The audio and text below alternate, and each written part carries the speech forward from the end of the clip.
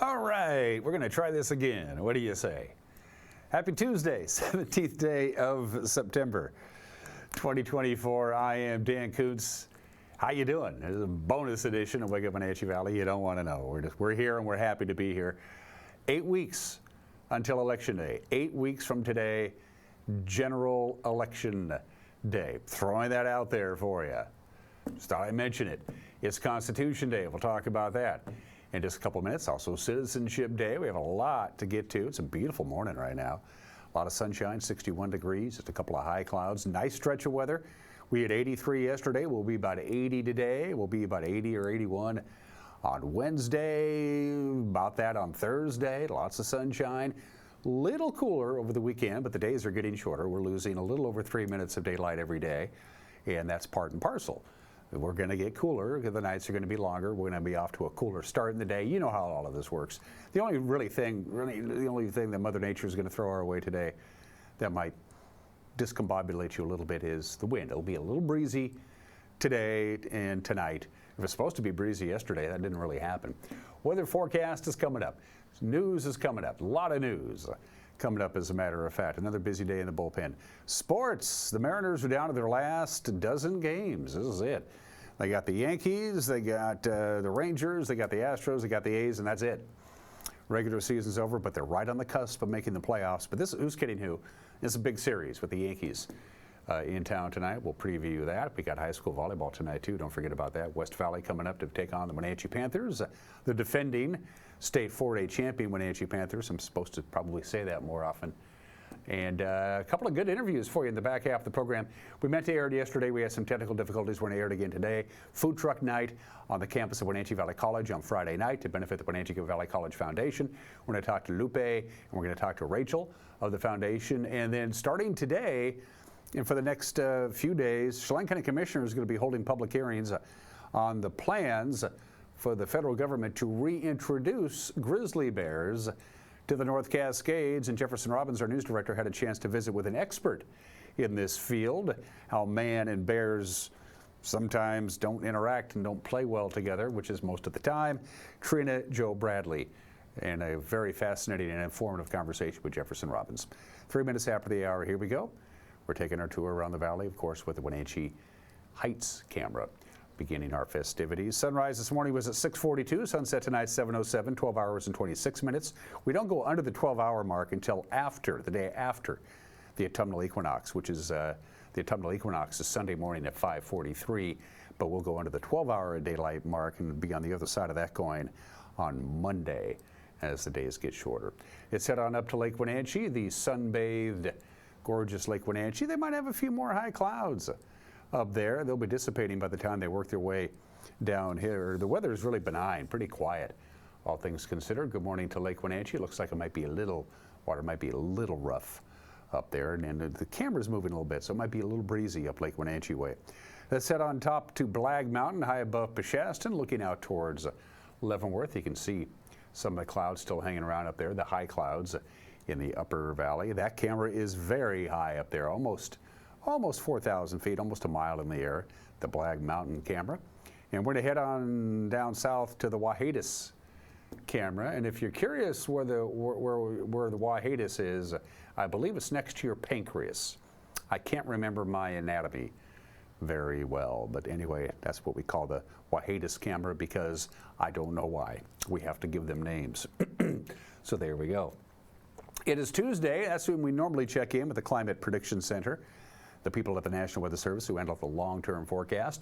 This is for next week, the first full week of autumn, September 22nd through the 26th. So for next week, right now, if the computer models pan out, we're looking at temperatures slightly below normal. We're leaning towards having below normal temperatures for this time period. Again, this is the first full week of autumn for the Climate Prediction Center. And as far as precipitation for the same time period, then it's the same deal. We're leaning to maybe a little bit above precipitation, maybe a little bit above precipitation. That's what we're looking at right now. It's so temperatures slightly below normal for next week, precipitation slightly above normal for next week. We'll see how it pans out, but that's what it's looking at right now from the Climate Prediction Center, and their batting average is actually pretty good. After a high of 83 degrees yesterday from the National Weather Service, they are going to say we're going to get about 80 today. Again, a little on the breezy side. Northwest wind about 7 to 14 miles an hour. The occasional gust up at 20 miles an hour. Nothing we can't handle. Partly cloudy tonight. The wind will be gradually dying down. 54 for the overnight low. Not a lot of breeze really tomorrow. Just hit and miss breezes. Will be a little bit warmer. 82. Our forecast high Wednesday night clear and 54 for the overnight low. We do it again Thursday. Lots of sunshine. 81. Then we cool down a little bit. 75 across the board. Friday, Saturday, Sunday, and Monday. Maybe a light raindrop. Early Sunday morning outside, it's going to start feeling a little autumnal. As you can see, the overnight lows and the afternoon highs are really just about normal. Our normal afternoon high is about 76 or 77. Our normal overnight low is about 53 or 54. So as far as temperatures are concerned, it's about where they should be this time of the year. All things considered, pretty quiet. We're going to take a break. The newsroom was not quiet yesterday. The news is 2 minutes away. You're watching Wake Up Wenatchee Valley on the NCW Life Channel.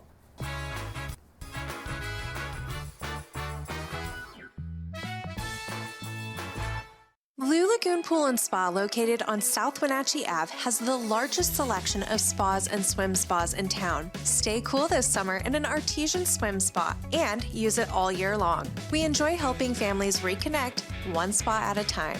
Hot tubs are proven to improve sleep and decrease arthritis pain. Our passion is water, so please bring us a water sample, and we will help you diagnose your pool or spa water for free. Blue Lagoon Pool and Spa, your pool and spa experts.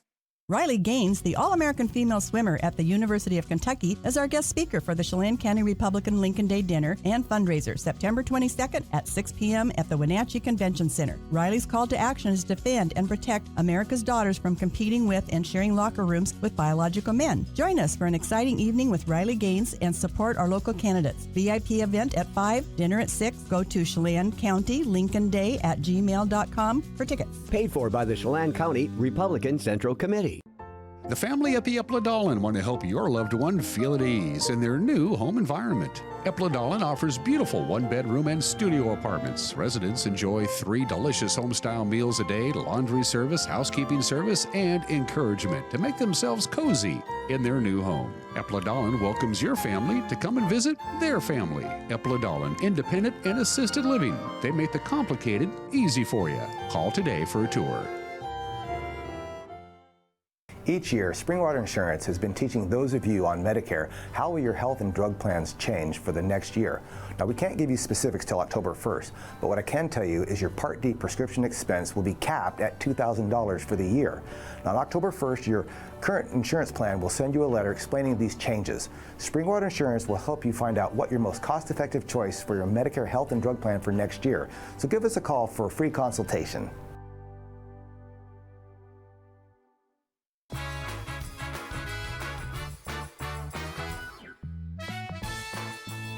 61 degrees, just a few high clouds, and what we have right now is what we're going to have all day. Quite a bit of sunshine, lower 80s. We do it again, a little breezy today. We'll do it again Wednesday. We'll do it again Thursday. Slightly cooler Friday. Quite a bit of sunshine for everybody. Pretty typical late summer, early autumn weather. 9 minutes after the hour, Franklin County man suspected of shooting 2 family members was arrested yesterday in Moses Lake after a day-long manhunt. 28-year-old Danielle Arcio Martinez had been sought since Sunday. That's when his mother and stepfather were found wounded by gunfire at their home near Othello. One of them was critically injured. Police say Arcio Martinez allegedly fled in a white Chevrolet sedan. He had known connections in Grant County and other Washington communities. Some Moses Lake police said that he was spotted after they set up surveillance outside homeless encampments near Highway 17 and East Wheeler Road. He'll be returned to Franklin County to face criminal charges. A former Waterville healthcare provider will enter a plea in a case that accuses him of raping 3 of his female patients. 73-year-old Eldon Lineweber is a former physician's assistant who ran a medical clinic in Waterville. Attorney General Bob Ferguson's office charged Lineweber in February with 4 felonies, including 2nd and 3rd degree rape, for allegedly sexually assaulting 3 female patients between 2012 and 2019, offering narcotics in exchange for their compliance. State prosecutors announced Monday they've reached a plea agreement with Lineweber, although details of what he might plead to haven't been disclosed. Leinweber gave up his medical license after lying to the FBI in a fraud investigation. He is expected to enter his plea 1 week from now. A Wenatchee man allegedly brandished a knife and threatened 2 men who were trying to enter their apartment building because he believed they were Mexican nationals. On Sunday, 72-year-old Curtis Truitt allegedly pulled out a pocket knife and harassed 2 men in an idling car after one of them tried to enter the Cascading Apartments in downtown Wenatchee. Well, apparently he was yelling racial slurs at them. Police say Truitt was caught on video on one of the victims' phones, brandishing a knife and lunging into the car, yelling at the men to leave. They're seeking charges including first-degree assault, felony harassment, and hate crimes. A Confluence Health neurologist who was arrested on suspicion of causing 2 hit-and-run accidents last year has resigned from the health service. 51-year-old Dr. Shannon Gross-Didier was suspected of driving under the influence and striking a parked car in East Wenatchee in a fence in Wenatchee before police pulled her over and arrested her back on October 25th. She is still awaiting trial in East Wenatchee Municipal Court. Gross-Didier's attorney, Jeremy Burke, told us yesterday she decided to retire from Confluence this month after 20 years on staff. He said she has also enrolled in mental health and substance abuse treatment programs over the last half year. An initial charge of DUI against Gross-Didier was withdrawn. While Chelan County prosecutors await blood testing results, they say they will pursue a DUI case if the evidence warrants it. Chelan County Sheriff Mike Morrison is advising local residents to be wary of fraudulent business activity after Safelite Auto Glass warned of an ongoing scam targeting people seeking auto glass replacement. Safelite reported that individuals posing as Safelite technicians have been luring customers with offers of discounted glass replacement over Facebook Marketplace. The scam victims are then instructed to schedule an appointment and pay over a third-party app. Now, when the person posing as a Safelite technician arrives, they say the cost is higher than the amount that the victim already paid. There have been 5 such incidents in the last week alone. The sheriff's office says everybody is always want to verify the contact information, be wary of unusual payment requests, and always check employee credentials. And finally, driving like a cop takes some practice, especially the move called the PIT maneuver. PIT maneuver is an acronym. It actually stands for something, a precision immobilization technique. It's a method to stop a fleeing car with a nudge from a patrol vehicle. Well, you got to practice it. And this week, the 4 police agencies in our area are using the Wenatchee Valley Super Oval to practice this technique. Of course, they're driving the wrong way, but they're cops, they can do that. It's one of a number of methods police use to force a car to a stop alongside measures such as spike strips and roadblock. But they're supposed to drive left, I believe, at the Super Oval. I've been there. That's how the races work anyway, but who am I to say? That's the news at 14 minutes after the hour. If you're interested in what's going on around here, and we think you do, watch the news tonight at 5 o'clock, 6 o'clock, and 10 o'clock, 5, 6, and 10 on television. If that doesn't work for you, you got the smart TV, or you prefer to consume your news in other ways, we got you covered. Our news will be up and running, our newscast on our homepage, ncwlife.com, our Facebook page, our YouTube page. We have an app, we have an X, we have a song in our heart, and we have an email address. So if something out there you think warrants our attention, send us an email, news@ncwlife.com. This is it, the most crucial stretch of the season for the Seattle Mariners, and they got a tall task at hand. Sports in 2 minutes. You're watching Wake Up Wenatchee Valley on the NCW Life channel.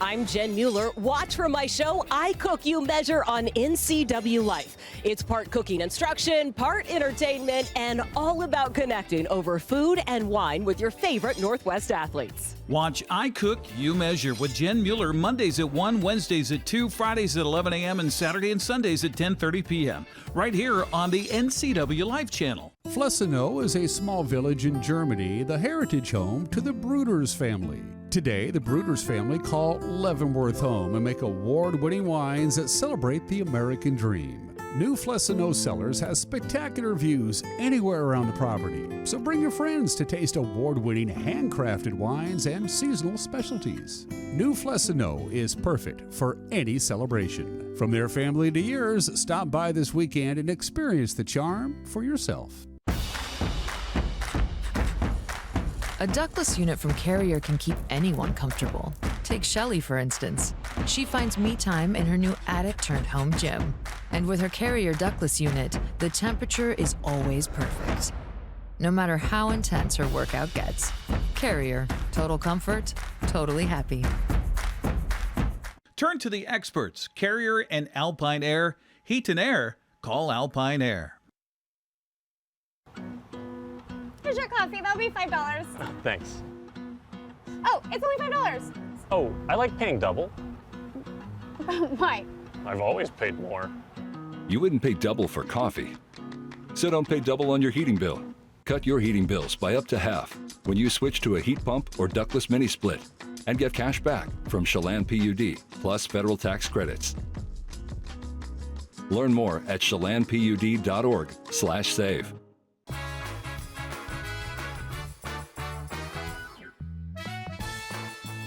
16 minutes after the hour, here we go. Stretch run time for the Seattle Mariners. The last 12 games of the regular season begins tonight. It'll be the first of 3 games against the Yankees. Seattle is 4 games back of the Astros in the American League West, 2 games back for the 3rd and final wild card berth. Both teams are 7-3 in their last 10 games. They split a 4-game series in the Bronx. That was back in May. The Yankees will start Louis Gill. The Mariners will counter with Brian Wu. First pitch is at 6:40 on Root Sports. To the American League West scoreboard we go. The Mariners did pick up a half a game on the Astros. The Mariners were idle on Monday, and the Astros played and lost to the Pirates. The final there was 3-1. The White Sox doubled up the Angels 8-4. Wow, the White Sox won a game. Cubs all over the Athletics 9-2 in the American League West. Seahawks head coach Mike McDonald held his weekly press conference with the local media who follow the Seahawks. Of course, Seahawks won in overtime 23-20 at New England, and he said it's always great to go to the East Coast and get a win despite the 10 a.m. kickoff. You want your team to be that. You want a resilient football team. You want a together football team, a confident team that's composed, poised, tough.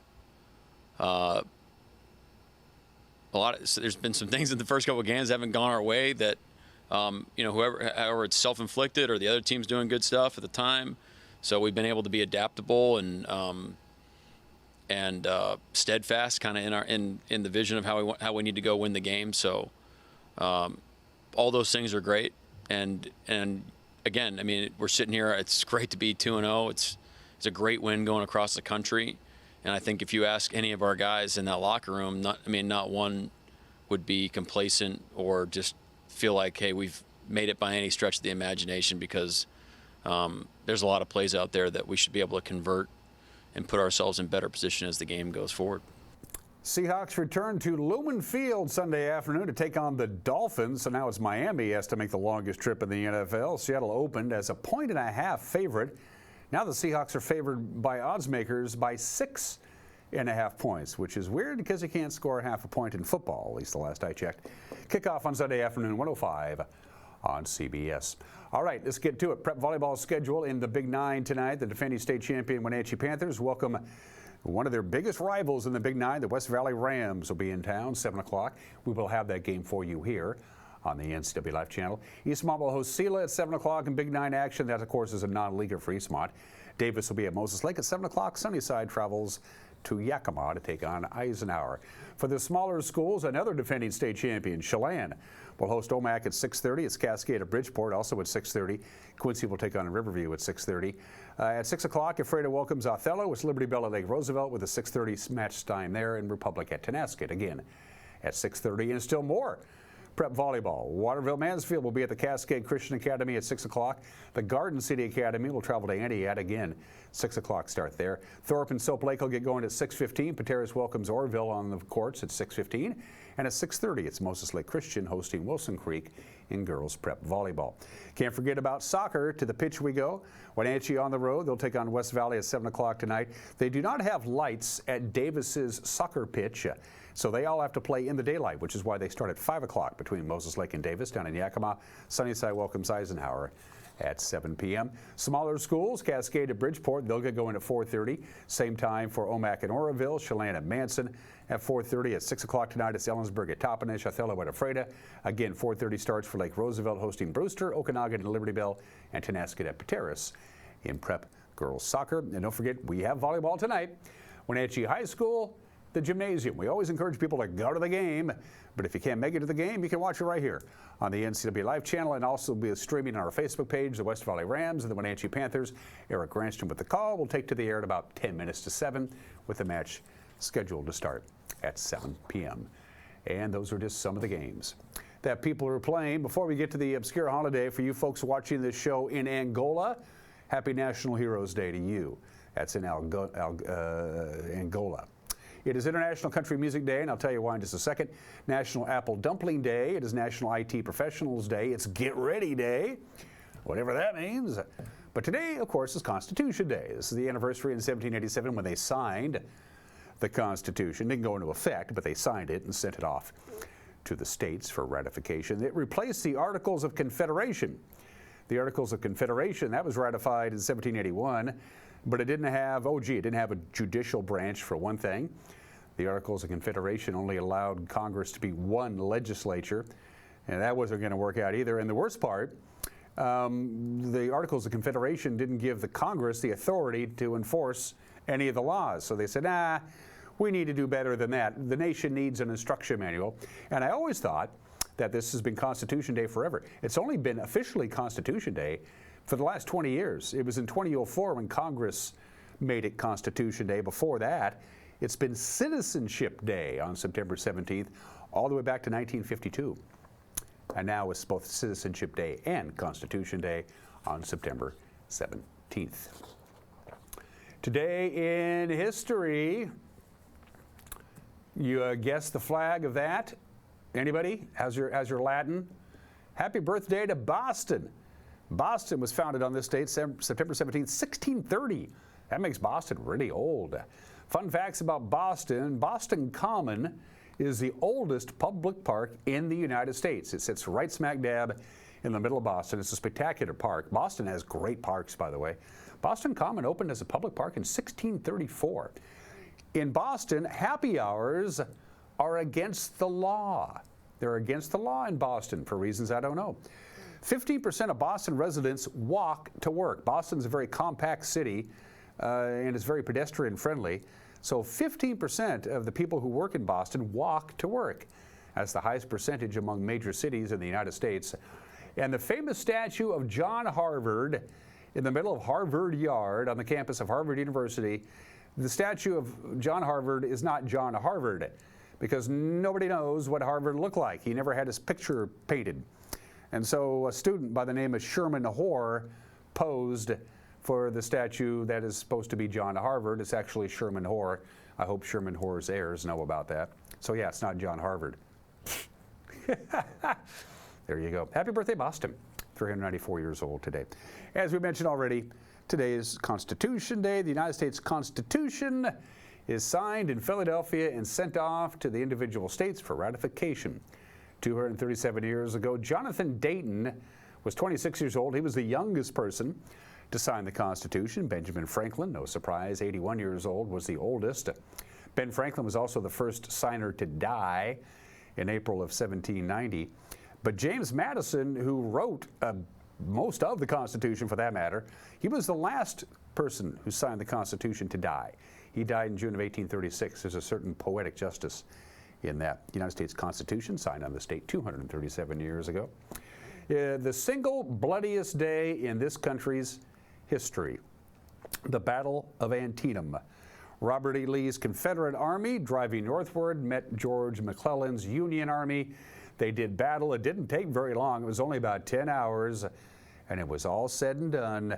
22,727 soldiers on both sides were either dead, wounded, or missing. As a percentage of the population of the United States in 1862, it's the single bloodiest day in this country's history, and not surprising, it took place during the Civil War.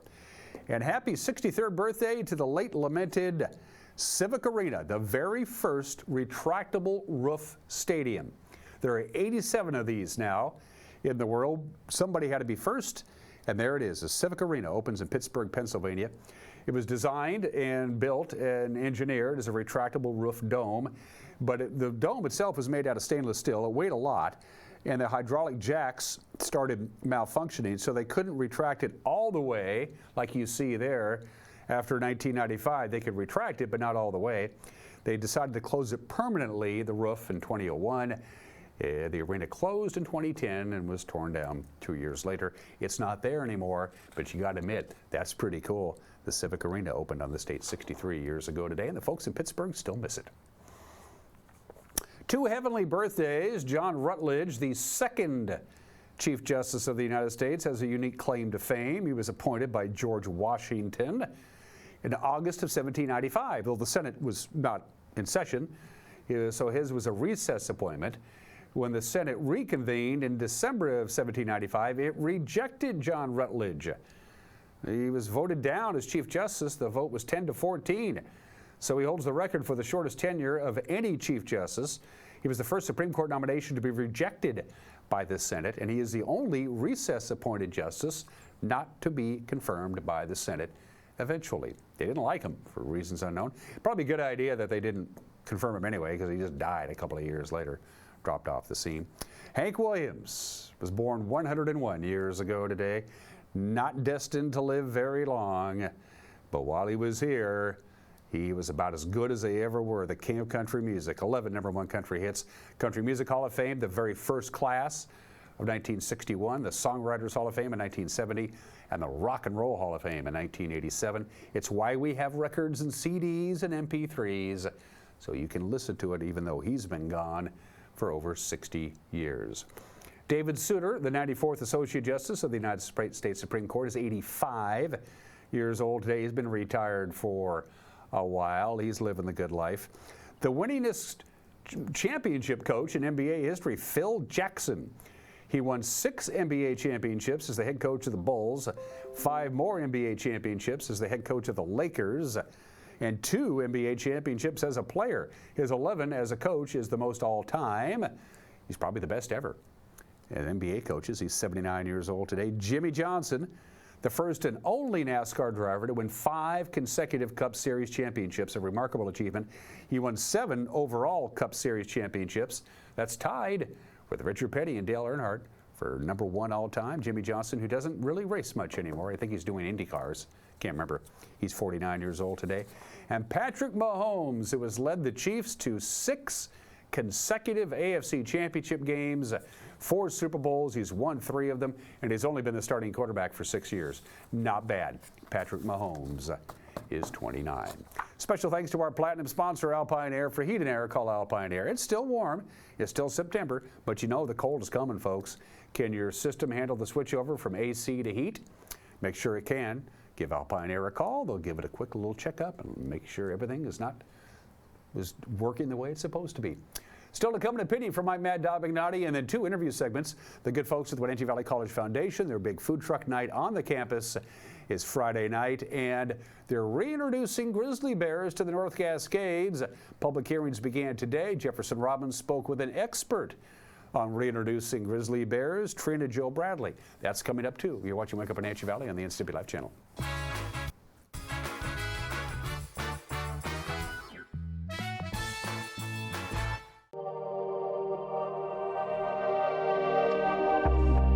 Death and taxes. It's the old adage, the 2 things you can't avoid, death and taxes. Every April, my CPA calls me up and says, Dan, you got to pay taxes again.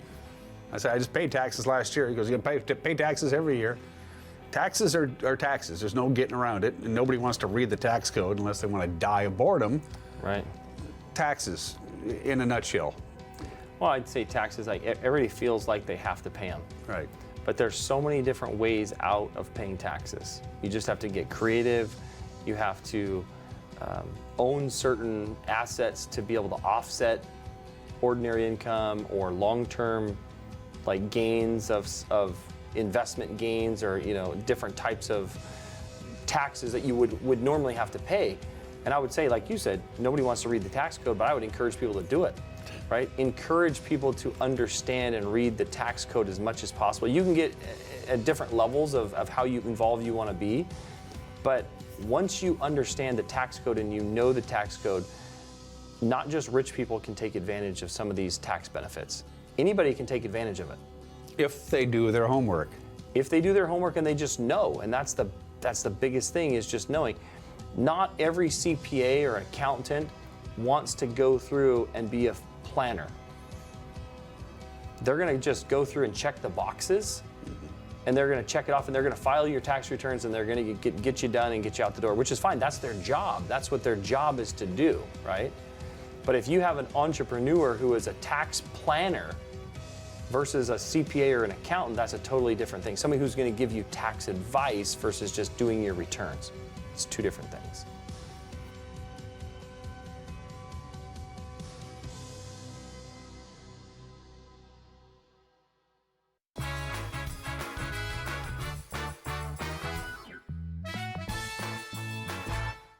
Hey, this is Mike, Mad Dog McNaughty, and everybody is entitled to my opinion. Now, I believe, for what it's worth, that life begins at conception, and that aborting a fetus is killing it.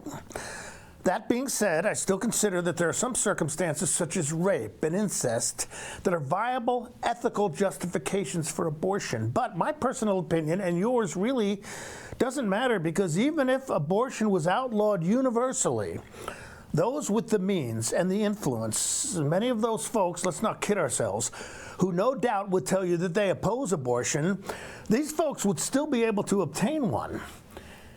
And if they can, everyone should be able to. This is Mike, Mad Dog McNaughty, and that's my opinion.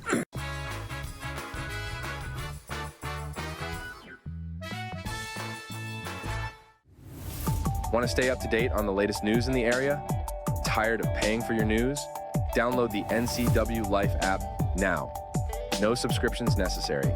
Get news, weather, sports, and more live as it happens. Available for iPhone and Android in the App Store. Local news at your fingertips. Don't miss the stories that matter to you. Stay connected. Download the NCW Life app now. At Local Myth Pizza, we believe in real food, freshly prepared with only premium ingredients. Our cheeses are imported from Italy. Our sauces, dressings, and even our sausages are made in-house fresh daily. Featuring Northwest craft beers and 30 Chelan Valley wines and ciders. Family fun and amazing food. Eat local, drink local, and be local at Local Myth Pizza. Come see why Sunset Magazine says you can't beat Local Myth Pizza.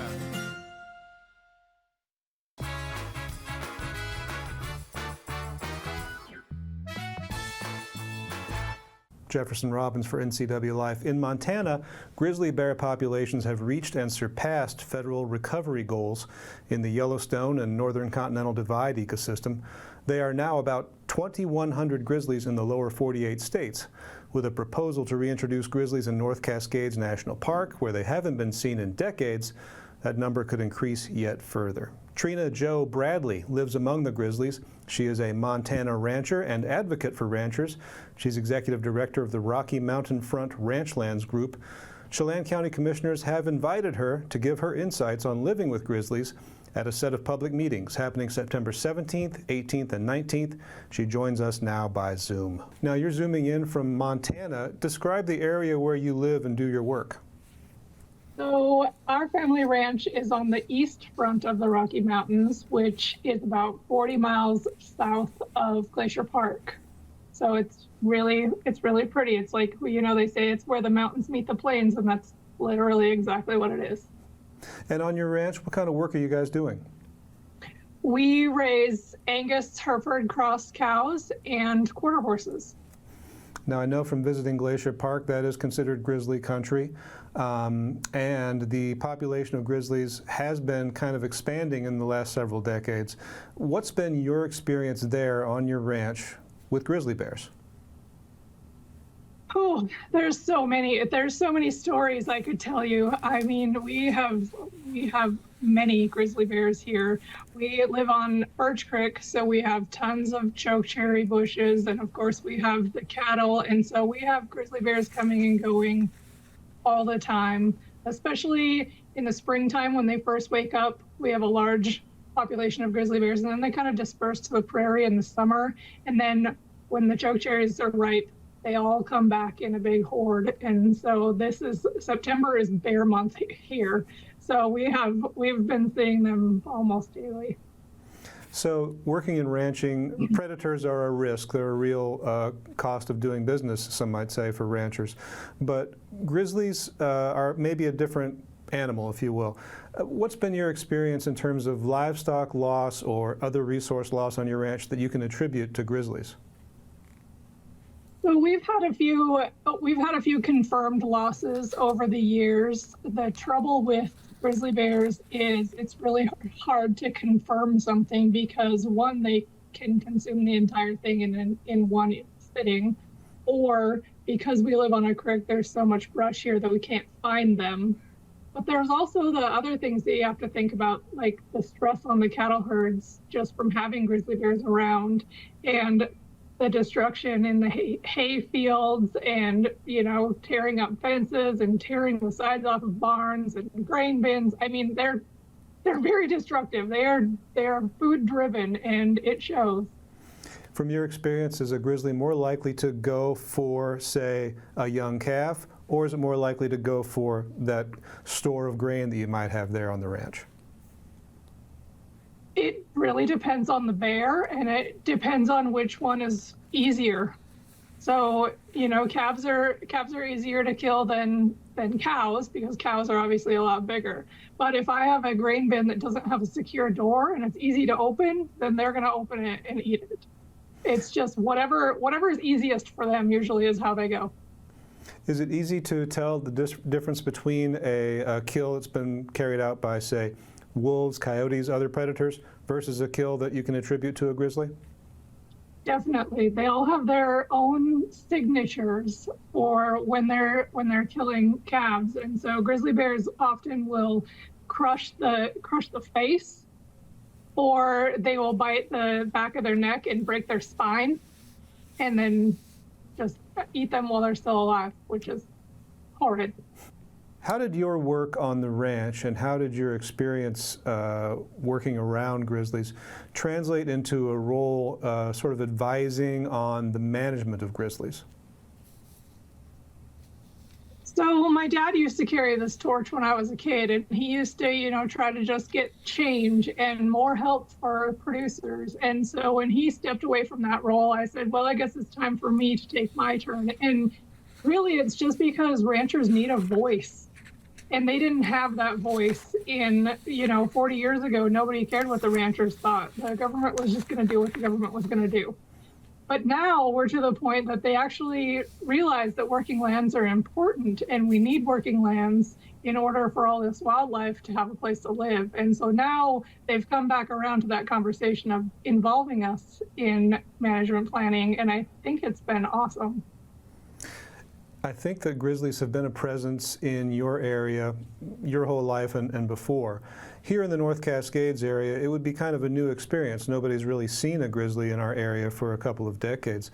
So if reintroduction goes forward in the North Cascades, if federal officials bring back the great bear to the North Cascades area, what do you think residents around the North Cascades ecosystem need to know? Be aware. Washington has a large population of black bears, if I'm not mistaken. So you should already be doing things like containing your garbage, picking up apples off the ground and not leaving them for the bears to come in and eat. And it's much the same for grizzly bears. I think grizzly bears are different in that livestock producers have to worry more about grizzly bears. But honestly, bear safety should be a thing that's happening in Washington anyway. Did bear management in your area, is that complicated? If you observe or find evidence that a grizzly has been invading your area, causing stress on your cattle, maybe even killing a cow, Are you allowed to take steps, or do you need to engage with the state or federal government beforehand? That's a good question. In Montana, grizzly bears are protected by the 4D rule, which means there is no take allowed, take meaning lethal take, by anyone except for U.S. Fish and Wildlife Service and whomever they decide can do that. So as a rancher, I can't do anything. I can try to chase the bear away. I can try to scare it away. I can call. So in Montana, Wildlife Services, Montana Fish, Wildlife, and Parks, and U.S. Fish and Wildlife Service are all involved in grizzly bear management.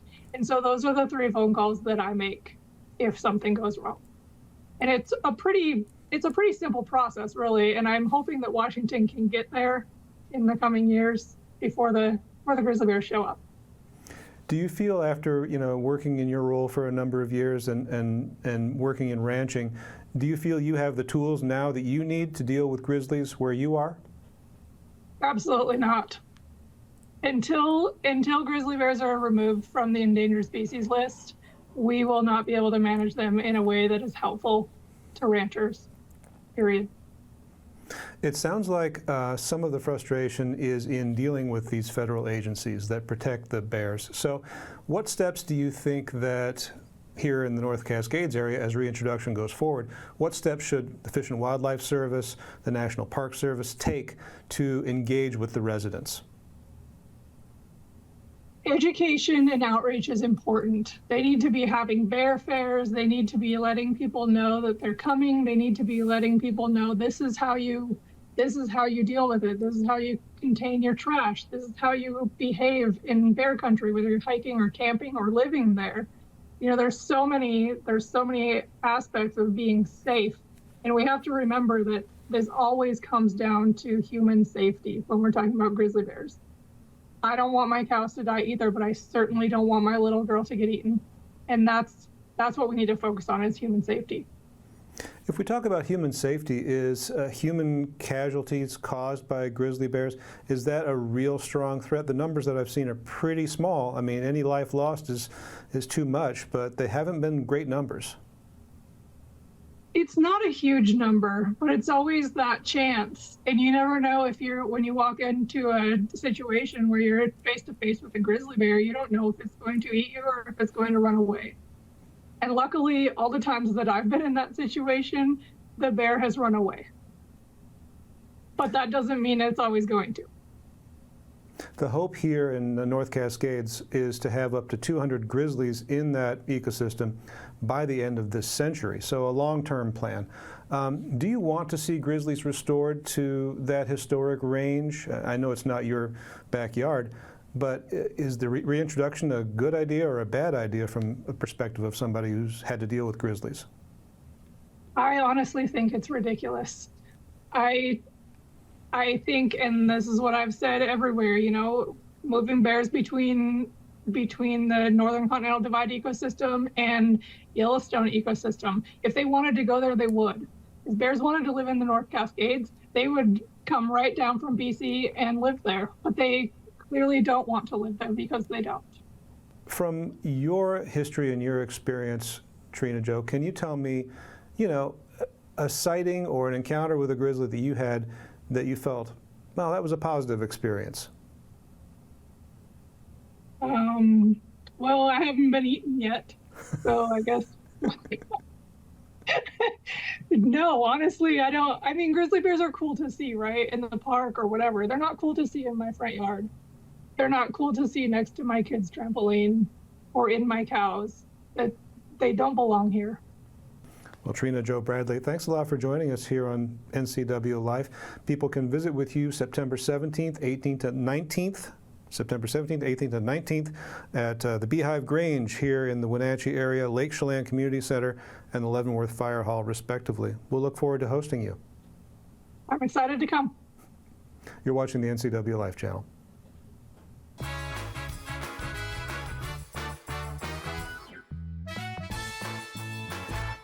Shake and Bake on the Lake at the Wapito Point Resort Pickleball Tournament October 4th through 6th. Registration is open to all ages and skill levels with a $10,000 purse for pro and senior pro categories. Check out the amenities of Wapito Point. Walk to wineries, breweries, and restaurants. Enjoy the beer and wine garden and more. Register to play today at mansonschamber.com. Shake and Bake on the Lake at the Wapito Point Resort Pickleball Tournament October 4th through 6th. Presented by 12 Tribes Lake Chelan Casino and the Manson Chamber of Commerce.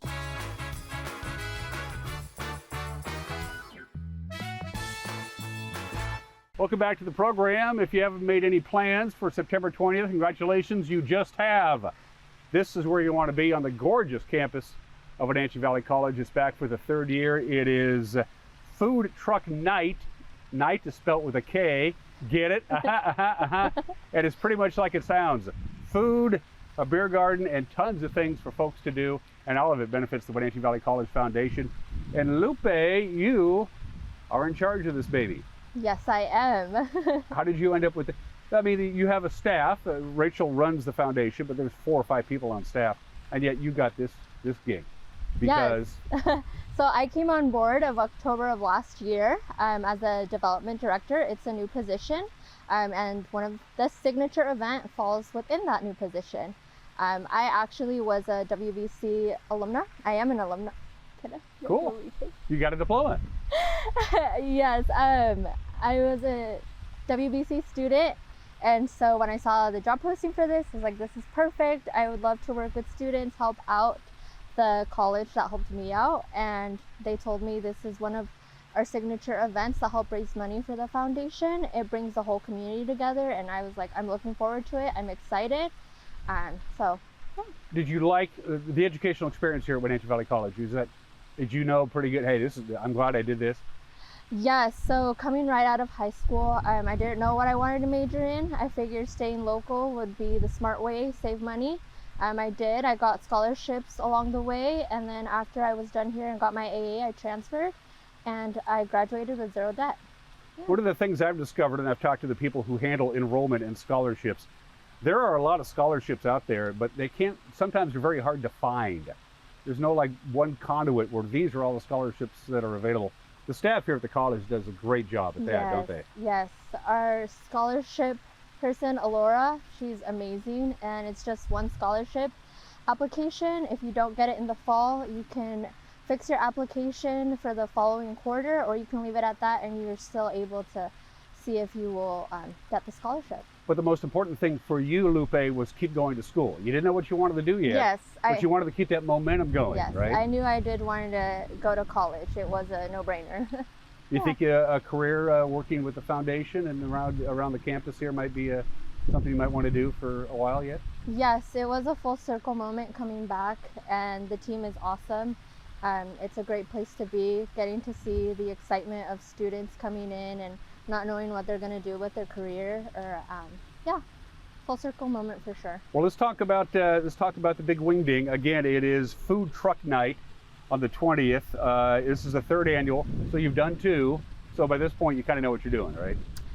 This is the 3rd annual, but it's my first, so I don't know what to expect, but I just know it's going to be a great time meeting community members, the faculty and staff of WVC coming out with their families, students, athletes. It's going to be amazing. And it's all going to be centered right here in the Central Plaza where the big fountain is.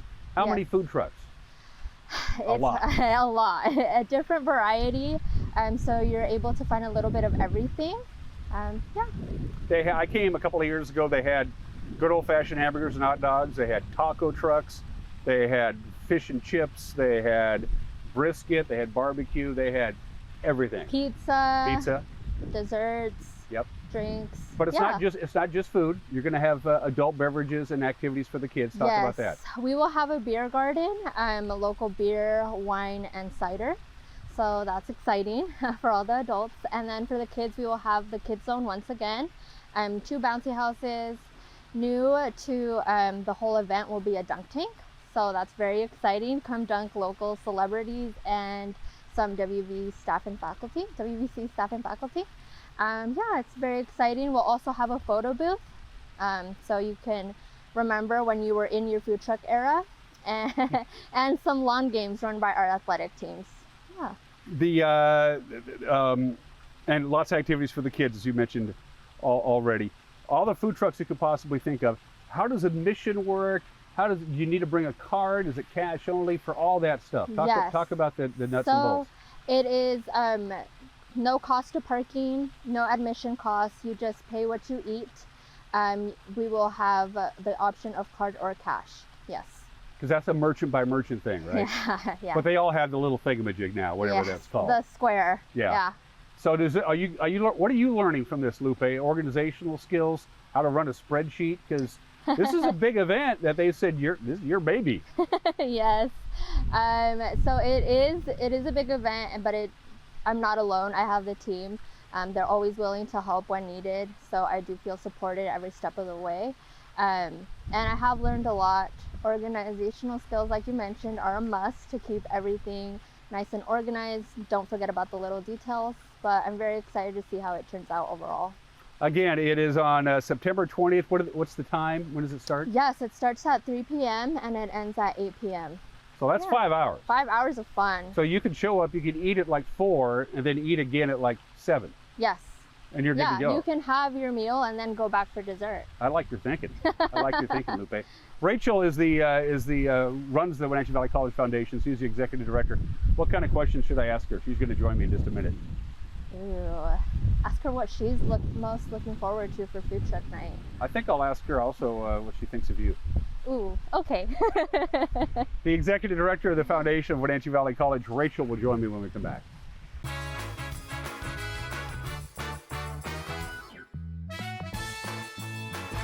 What once was old now is new to the NCW Life channel.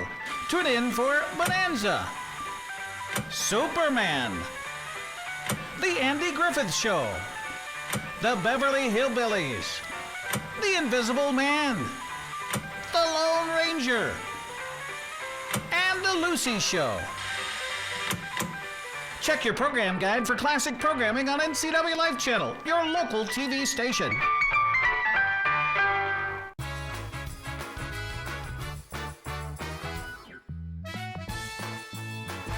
We are back. We mentioned the food truck party on September 20th. Well, they're not going to just take the cash and buy a new car. It's all going to benefit the Wenatchee Valley College Foundation.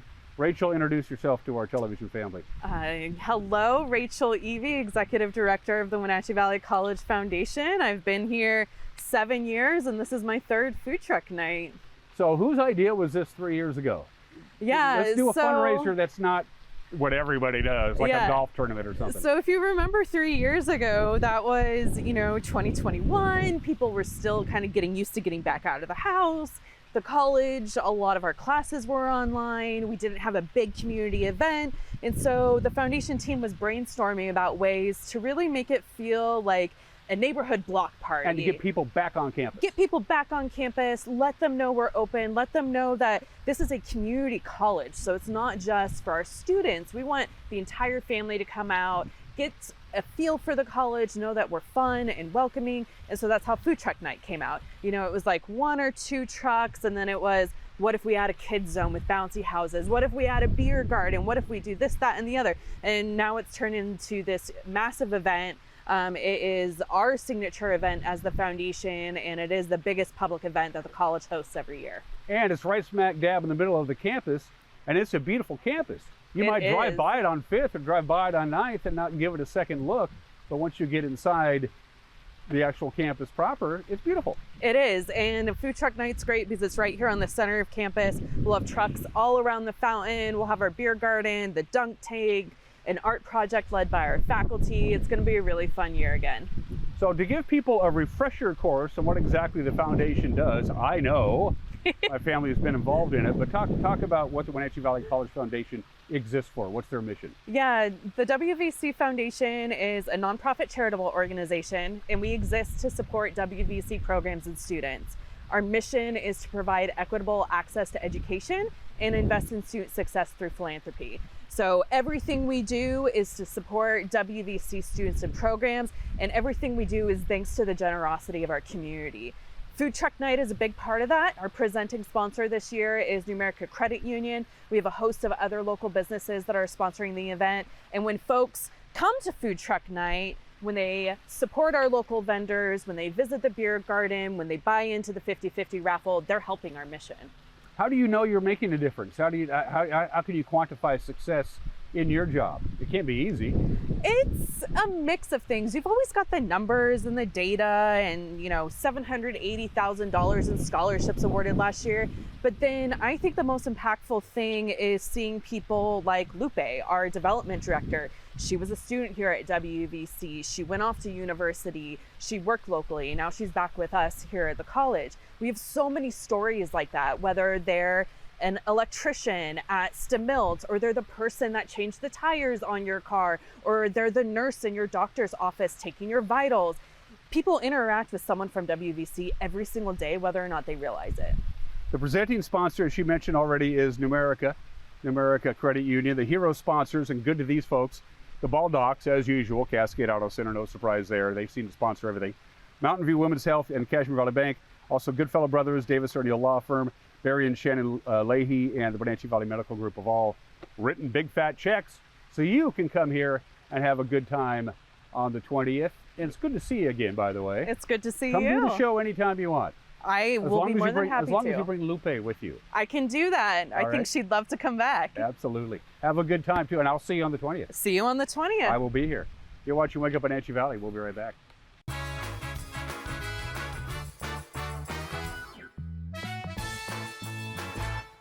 Most of us are in touch with the internet in one way or another all day long.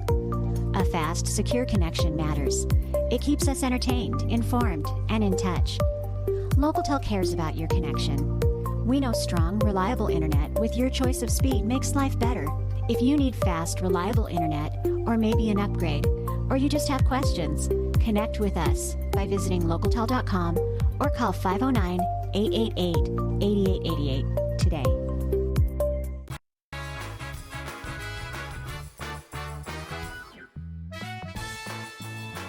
All right, Shop Talk, programming reminder, we got volleyball tonight, not just any other match. West Valley has always had a really good program. Of course, the Wenatchee Panther Lady Volleyball team is the defending state 4A champions, and they're starting to pack that gymnasium. And if you can't make it to the Wenatchee High School Gymnasium at 7 o'clock tonight to see the Rams and the Panthers do battle on the volleyball court, we're going to have it for you right here. We'll take to the air about 10 minutes to 7. With the match itself beginning at 7 o'clock. Eric Granstrom with the call. Great high school volleyball. We got some incredible talent, not only at Wenatchee High School, but Eastmont High School. Manson is a state champion. Chelan is a state champion. This is becoming a volleyball community. And if you want to see some really talented high school female athletes ply their trade, you can watch it tonight in high definition and monophonic sound. Again, the match will be going to 7 o'clock. And then we got football. Friday night, we'll be at Lee Bofta Field at the Apple Bowl. The Wenatchee Panthers welcome the Eisenhower Cadets to town. Brandon Harley, Grant Olson, and Eric Granstrom with the call there. Pre-game at 6:30, and they'll kick it off at 7 o'clock. So we're into the full-bore high school fall sports season, and we love bringing the local sports to you. All right, from the Climate Prediction Center, a couple of quick looks at what we have in store for you next week. As far as the temperature is concerned, right now the computer models are telling us that in the Pacific Northwest and the Wenatchee Valley, we're probably going to see temperatures slightly below normal for the first full week of autumn. This is September 22nd through the 26th. This is what it's looking at right now. So this starts on Sunday. Right now, that's what they're saying. Slightly below normal and a better than 50-50 chance of that happening. As far as precipitation, it's the reverse. We have a better than 50-50 chance of seeing more than normal precipitation. Now, we need the rain. We are in a drought, and even though we had that one really wet day in August, we are way behind where we should be for annual precipitation. So we'll see if that pans out, but right now it looks like cooler than normal and wetter than normal for next week, the first full week of fall. As far as the immediate future, lots of sunshine today, little wind. That's about it. High of about 80. We hit 83 yesterday. We'll be close to it today.